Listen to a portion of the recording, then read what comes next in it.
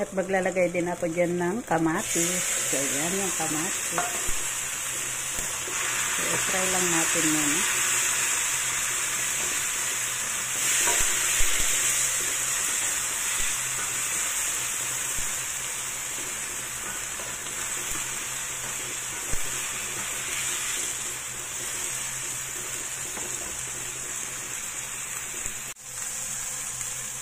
So, yan na guys. So, ngayon maglalagay muna ako ng kaunting tubig. Ayan, kasi yung ating munggo ay walang sabaw. At ngayon maglalagay na rin ako ng ingredients. Ayan, salt. Chicken powder. Saka paminta. So, haluin lang muna natin. I-mix lang natin bago natin ilagay ang munggo.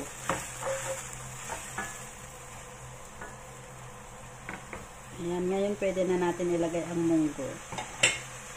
So, ito yung munggo natin. Wala yan sabaw. Kaya ako naglagay muna dyan ng tubig.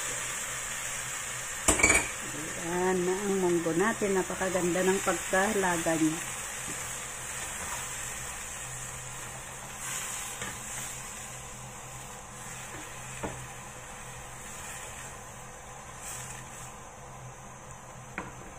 At ilalagay ko na rin ang dilis.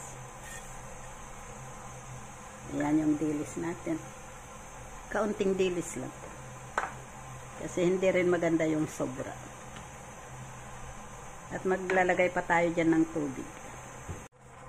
Maglalagay ulit ako ng kaunting tubig. Ayan, kasi kulang yung natin, sabaw natin. Ayan, kaunting sabaw lang kasi ayoko rin yung napakadaming sabaw. So, ngayon ilagay na natin ang kamote. Ayan, yung kamote natin. Sama natin dyan. Ayan yung dahon ng kamote. So, ayan, masarap na yan. Ayan na ang ating ulam. Simpleng ulam pero masarap siya. At saka, healthy. Healthy na ulam yan.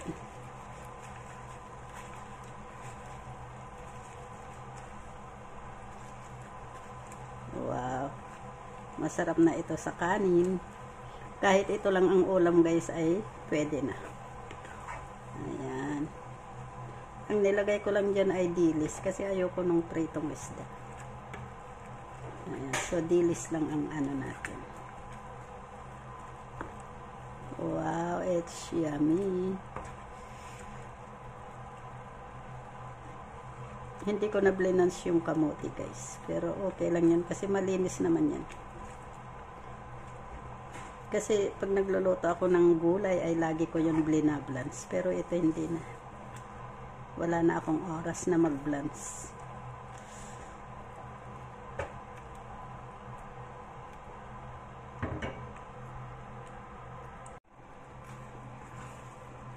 So yan na guys, luto ng ating munggo. Ayan, pwede na tayong mag-serve.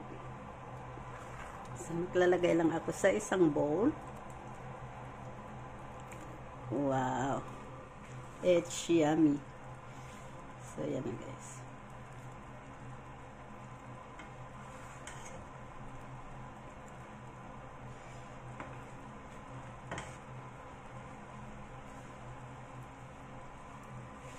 So, yan na guys ang ating munggo.